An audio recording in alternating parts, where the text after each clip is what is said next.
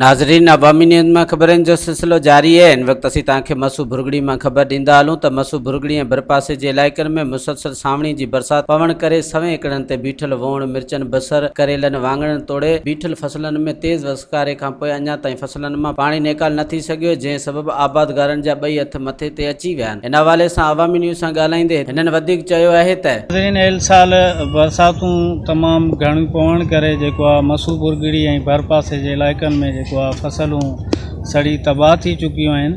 इन हवाले सां अवामी न्यूज़ पारां अचो त हिते जे आबादकारनि खां पुछा कयूं त उन्हनि जो इन हवाले सां छा चवणु। माशाल्लाह अल्लाह जी बाराने रहमत तमामु घणी वधी आहे ऐं हिन बरसात जे करे असांखे नुक़सानु थियो आहे, असांजी फसलूं तबाह थी वियूं आहिनि ऐं असीं हुकूमत सिंध खे अपील पुरज़ोर अपील था करियूं त असांजे ॿराड़ी वारे इलाइक़नि में सर्वे कयो वञे ऐं असांखे नुक़सान जी भरपाई कई वञे। 2020 जे जेके बरसाती रेलो हिक ॿिए जे पोयां ऐं मोमसोम सॾींदा आहियोसि, अलाए छा सॾींदा आहियोसि, जंहिं पाणी एतिरो बरसाति थियो आहे, काफ़ी सालनि खां वधि में वधि हिन साल बरसाति आयो आहे।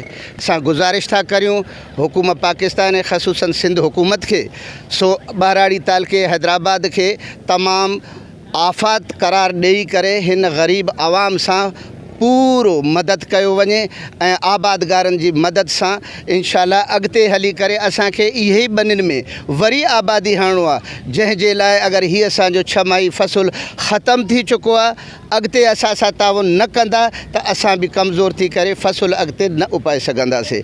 इहा वरी बि असांजी गुज़ारिश हुकूमत सिंध खे आहे, तमामु हू असां आबादगारनि सां हमदर्दी कनि ऐं असांजी मदद कनि। जी नाज़रीन, हिते मसू भुरगड़ी ऐं भरपासे जे इलाइक़नि में जेको आहे फसलनि जो थियल नुक़सानु बाबति हिते जे आबादगारनि जी तव्हां ॻाल्हि ॿोल ॿुधी। हुननि जो चवणु आहे त जेको आहे हिन साल बरसातूं जाम पवण करे असांजा फसल जंहिंमें मिर्च, वोण, करेलो या ॿियो सब्ज़ी वग़ैरह आहे फसल सड़ी तबाह थी चुको आहे। हिननि वज़ीर आला सिंध ऐं ॿियनि वस वारनि खे अपील कई आहे त जेको आहे मसू भुरगड़ी वारे इलाइक़े खे जेको आफ़त ज़दा सटियल करार ॾिनो वञे ऐं जेको आहे हिते जा कर्ज़ ऐं ढल वग़ैरह माफ़ु कया वञनि ऐं आबादगारनि खे रिलीफ ॾिनो वञे। कैमरामैन नूर तुर्क सां गुलाम मुस्तफ़ा बिरोई, अवामी न्यूज़, मसू भुरगड़ी। मज़ीद खबरों और तफसीलात के लिए विज़िट करें हमारी वेबसाइट www.awamiNewsHD.com।